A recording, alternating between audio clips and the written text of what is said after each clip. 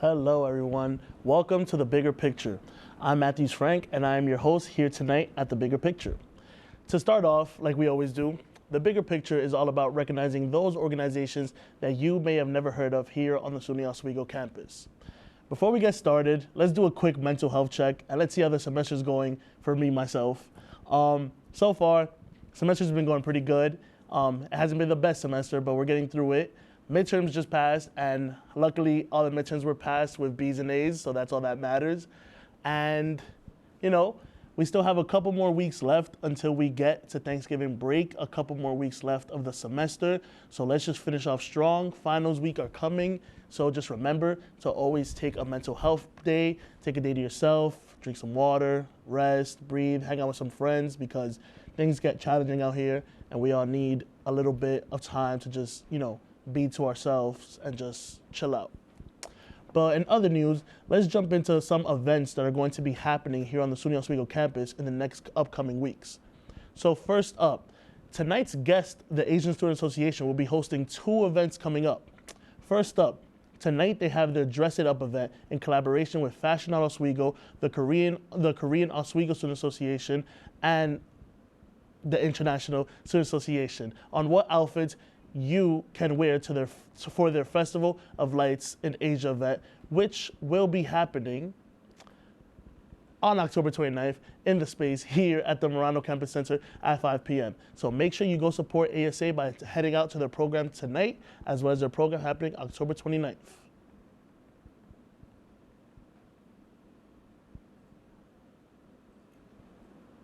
In other news, join the Tenacious Kumi chapter as they host a virtual Ladies' Night Informal. Find out more about the first and finest multicultural sorority in the nation. If you are interested, go visit their Instagram and find out some more. And last but certainly not least, join the African American Male Empowering Network and the Bold Black Beauties as they host their annual Halloween Screamskate on October 29th from 6 p.m. to 9:30 p.m. inside Sweatman Gym. Head over to their Instagram to check out pricing, or just go to the Oswego box office to find out pricing there. When we return, we'll be joined by tonight's guest, the Asian Student Association. So stick around.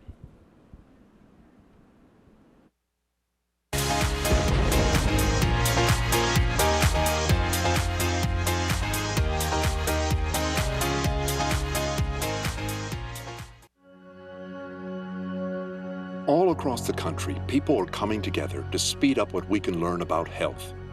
The All of Us Research Program is calling on 1 million people to join us as we try to change the future of health. For your family, for future generations, for all of us. Visit joinallofus.org and find out how you can become 1 in a million.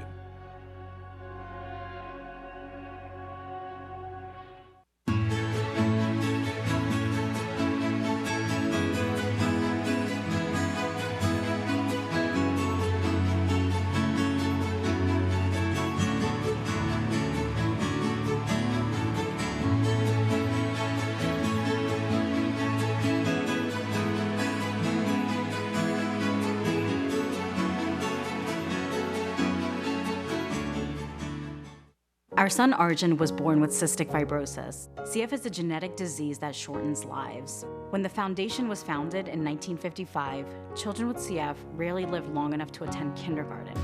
Today, thanks to the foundation's groundbreaking research, advocacy, and care, some people with CF are attending college, getting married, and starting families. We've made amazing progress, but until a cure is found for all people with CF, we will not stop. Help us add tomorrows. Visit cff.org today. Is there a danger hiding in your home? Unused opioid medicines could harm your family. Find your unused opioid pills, patches, or syrups and learn how to dispose of them safely at fda.gov/drug disposal.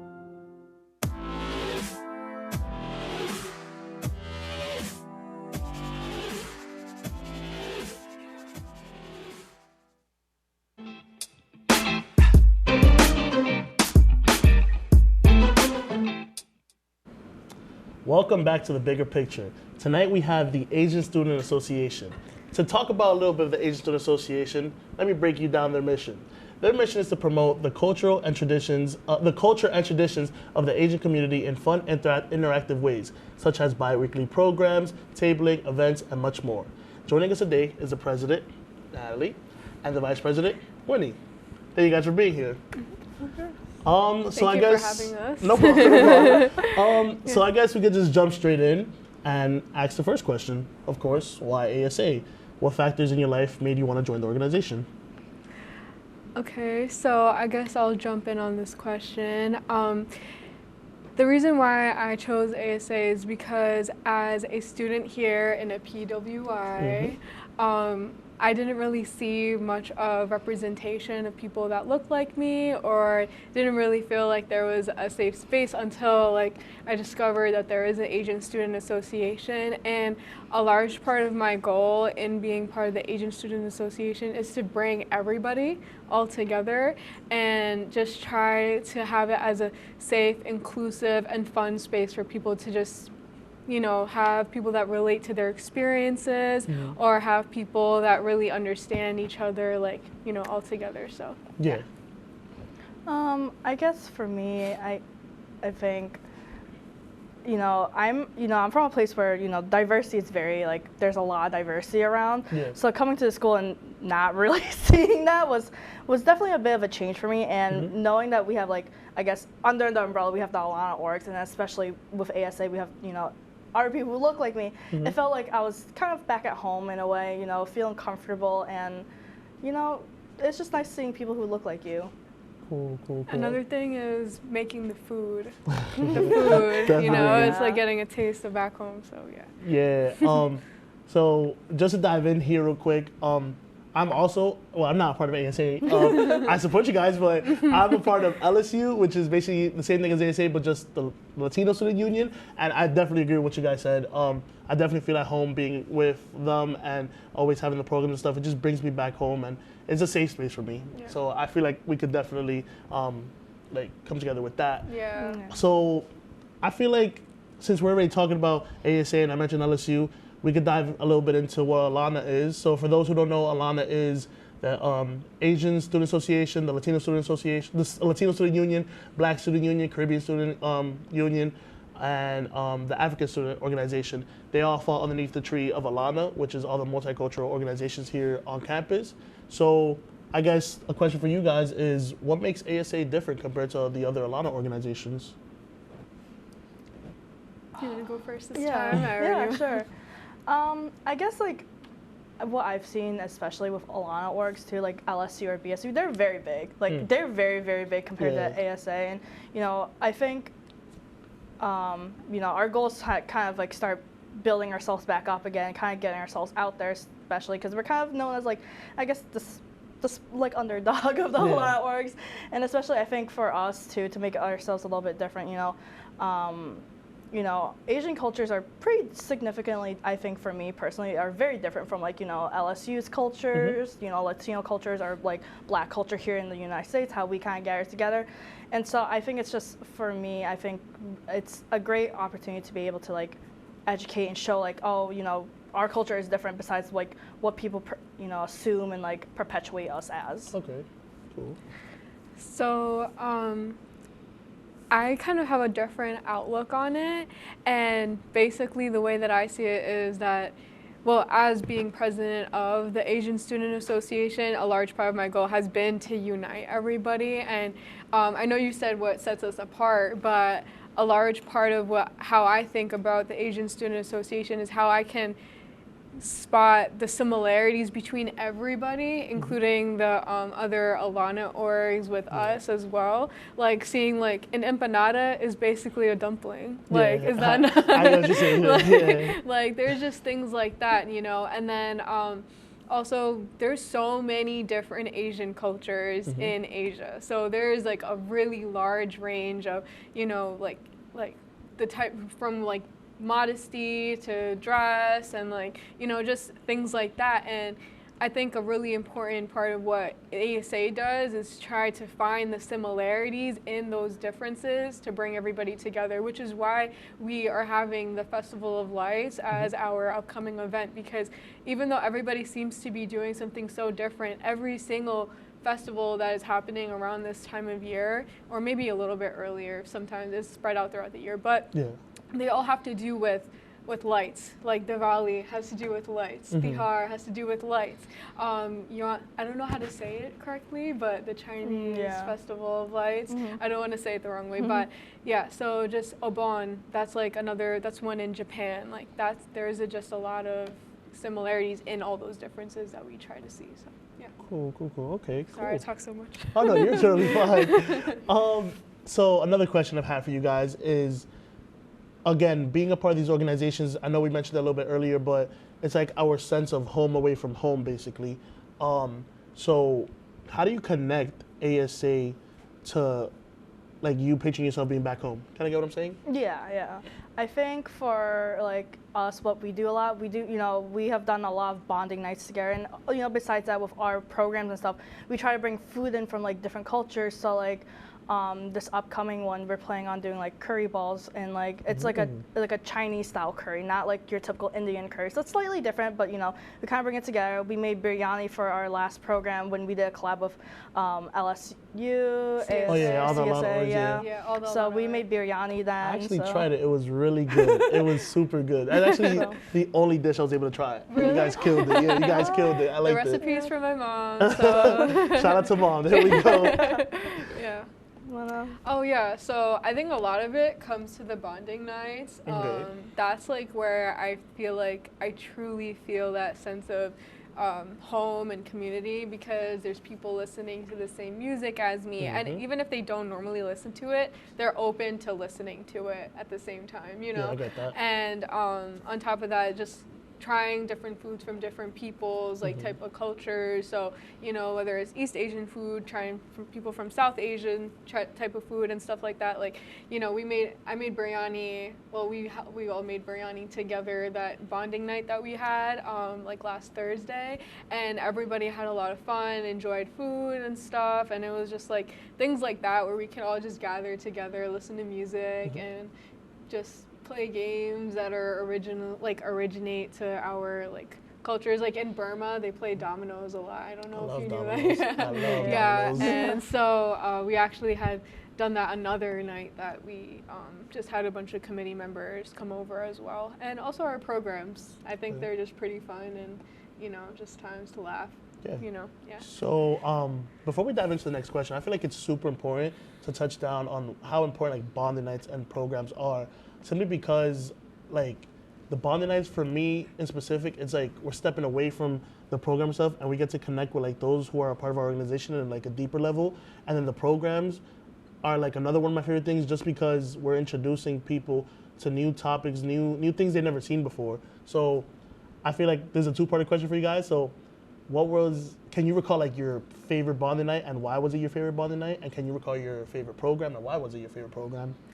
I think my favorite bonding night was actually last Thursday's bonding night, because even though we weren't able to have everybody there because it was fall break and people were going home and stuff, which we missed them like a lot, but it was one of my favorites because we're well into the semester. Everybody also needed some time to let loose because midterms and stuff just happened. It's hectic. Yeah, and so I think that had to be one of my favorite nights, because it was like everybody was really. Because when you're first getting to know everybody, it's like you're kind of breaking the shell little by little, but then it's finally like everybody's really just being themselves, and it's like not just like trying to get past the small talk and stuff. So it was nice to see people just let loose. And I think my favorite program, I think it had to be when we did a Jeopardy night, but it was like a couple weeks ago, I think, and we were actually trying to bring all the different like cultures together, and we were like doing trivia on like South Asia, but East Asia or Southeast Asia, and like I feel like it was cool that like it was also surprising to me because I was seeing people that I thought might not know about something from like my culture, that they actually did know a lot about it. Like, you know, and I feel like we underestimate that a lot. And because I was able to see those different like types of like just bursts of knowledge, I was just like, wow, like that's crazy, you know? So, yeah. Cool. Winnie, do you have a favorite bonding night and program? So for program-wise, it's actually something that the organization did last year. And it was talking about food. I love food. So me too. Yeah, so we did a program all about food. So we talked about foods from, you know, South Asia, Mongolian food, Vietnamese food, so like things like that. That was probably one of my favorite programs ever, just because like we get to talk about food, and like I believe that program they actually brought in some of the food, so we got to try some of it. And my hope is that this year we could do something similar to that again, where we can, you know, all of us bring in like a small dish from like different Asian cultures, and we get to try again, kind of similar to what we did last week with the collab. And then my favorite bonding night was actually this last Thursday as well, because I'm a very, I guess you could say, like, kind of keep to myself person. I'm not really someone who goes out a lot. You know, I may say hi to everyone, but like genuinely, I'm kind of to myself. And this bonding night kind of allowed me to like be more comfortable with everyone. You know, everyone was dancing, lots of fun music, and like all in all, it was like a very memorable experience. So now we can move on to the next question, which is the Festival of Lights. It's coming up. I know you guys are super excited for that. Just give us like, what's the importance behind it? What's the story behind the Festival of Lights? Okay, well, I guess I could really speak to that because I have been really just like, I've been really excited about this for so long. Like, we came up with this idea and everything. So I guess the story of it would actually start off with when we were working with our directors in programming. And so when we were working with them, we were like thinking about different ways that we could try to celebrate like other people's national holidays and stuff. So we're like looking at, you know, we're looking at Nepal, and then we're also looking at China, and we're looking at Japan, and we're looking at, you know, India, all these different regions in Asia, and then we see, oh, well, this is kind of like the same thing as this, but they just did their own little twist on it, and we just like keep doing research into these different like types of celebrations that they have, and we see the same theme is lights, and they're doing this again and again, but their own little twist on it. And I feel like once you do research and you try to look hard enough and you dig deep enough, you could really find that like they're actually all kind of similar to each other. And so that's how the Festival of Lights kind of came about, was like, well, this is a really great program idea, but actually if we combine these all together and we had a space where everybody could just celebrate all together and see the similarities that they have with other people's cultures, then maybe we could try to, you know, close that divide and join everybody together, like COSA, CSSA, ISA. ISA is the International Student Association, but a lot of their students are Asian, so that's why we tapped into their association as well, and they celebrate Diwali on their own. So we were thinking to bring that together, and Heart Hall also celebrates Diwali on their own. Heart Hall, shout out to her. Yeah, so we also wanted to bring that in together, and we found that, and we were like, wow, like this is a really great idea, and I think that we should, you know, so. So for you, Winnie, is there any signature events that ASA has planned or has done in the past that connects back to the Oswego community? So our goal is maybe next semester that we have the ideas of the works of having a festival. That's probably gonna be during the spring, so we can have it outdoors. Our plan is to have like kind of like food stands kind of thing with different Asian foods, you know, different activities like henna, things like that. And hopefully, if possible, we can try to open up to the entire community in Oswego as well, not just students on campus. Sounds good. All right, so one final question for you guys. We're going a little deep here, but has there ever been a point in time where in Oswego you felt as if there was a point that you didn't belong? Or was there a point in Oswego that you was like, wow, okay, I see myself being here.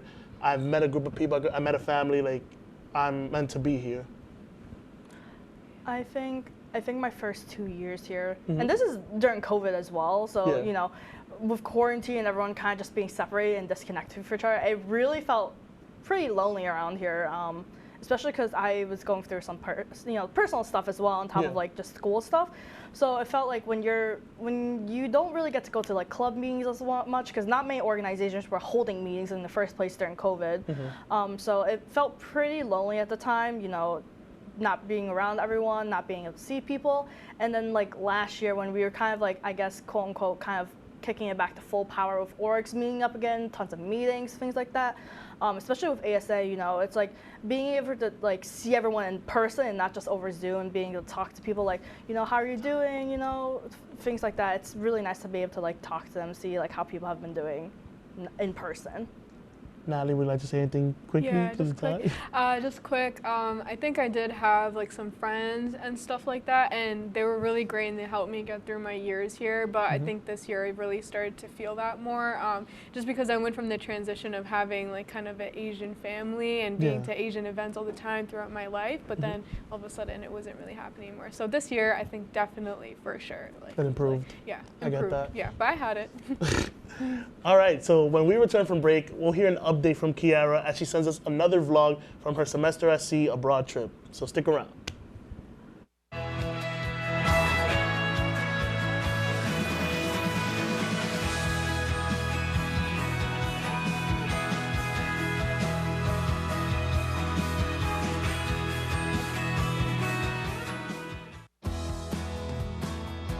I've been driving a truck for 40 years now.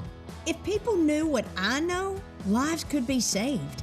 Like that trucks can't stop quickly. It takes my 80,000-pound truck 200 yards to come to a complete stop.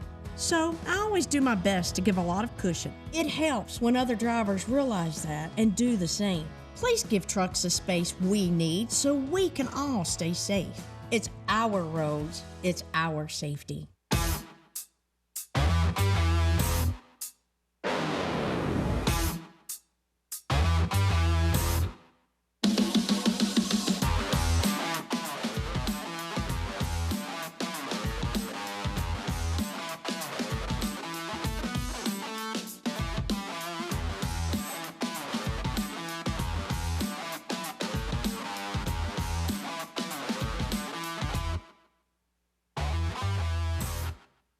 Okay, Dad. 1, 2, 3.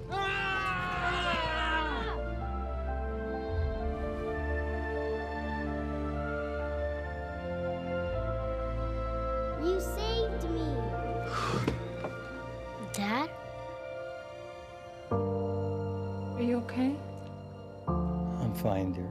Your hero needs you now, and AARP is here to help. Find the care guides you need at aarp.org/caregiving.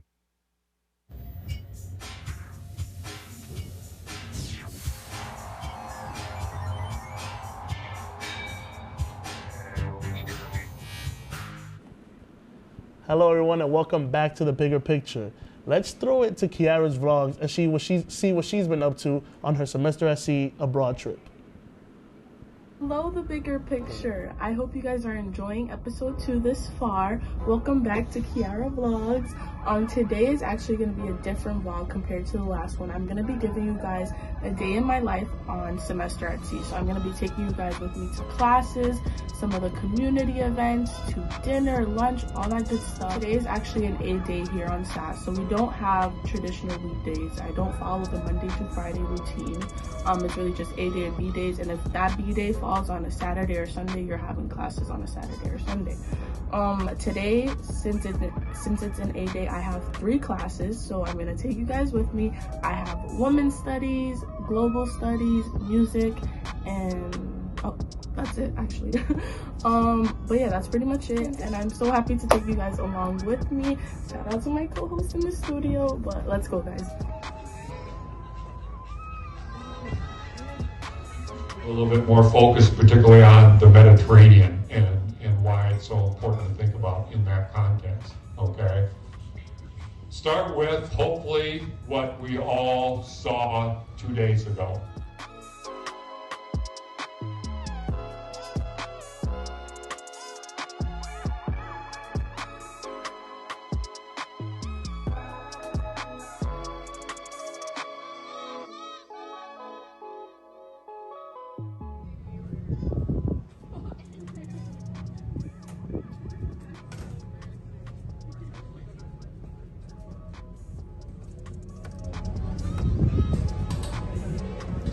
lunch today is pretty weak. We have rice, chicken, and Alfredo pasta, and a bread roll. Melodic material that goes with a melody, right? We talked about On Top of the Old Smoky the other day. Did we do that?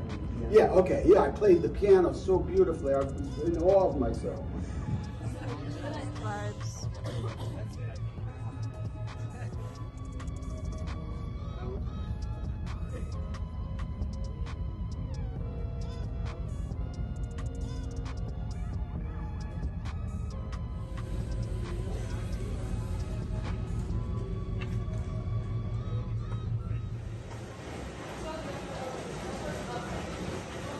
3, 4. I push her arms up, and here I will move her body like doing it. 6, 5, 6, 5, 6, 7, 1.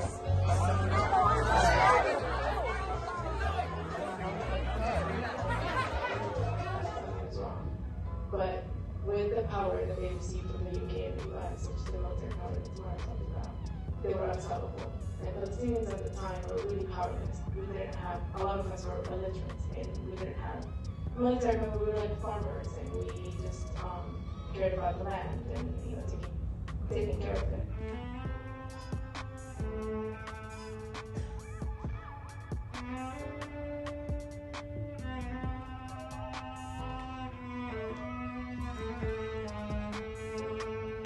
We're coughing, sneezing. There's not a person COVID or flu can reach. If we're trying, we'll be COVID free. You know the ship see us when we use the hand sanitizing, creating space between us.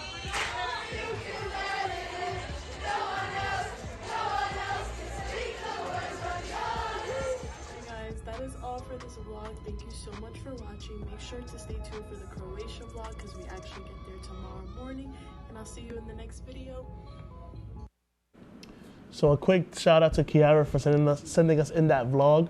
But one final question for you guys before we wrap up tonight's episode is, who on the SUNY Oswego campus, or like what actually pushes you guys to keep on going with ASA and just pushes you guys in general, motivates you guys? So I think the members that come to our programs really pushes me to just like continue trying as hard as I can for ASA and to like keep everyone feeling included or welcomed or just happy that they can have somewhere they can go to. And people that really help support this is our e-board for sure, because you know the programs we have, our director of programming does it, our director of special events, she helps with, you know, the events and everything, treasurer, our committee leaders, and like, you know, just I don't know if I'm missing anything, secretary, everything, you know, like I don't know if I'm missing anybody, but I love you. But yeah, so yeah, they definitely help everything like be put together. Oh, also our PR and senior advisor. Yeah. But yeah. Shout out to Poe. We literally love Poe. We love Poe. Yeah. I would like to say thank you to actually the person who allowed me to join, which is actually Damon Park. He is a alumni here. He was part of the WTOP as well, so many people know him. So I would like to give a shout out to him to say thank you for being so inclusive and saying, like, you know, coming up to me during the involvement fair, like, you should come join us, you know, things like that.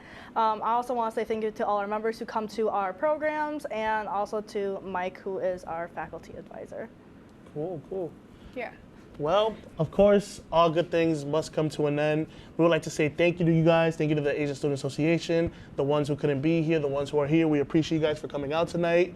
And that's it for tonight's episode. Tune into our next episode. And like always, don't forget to always see the bigger picture.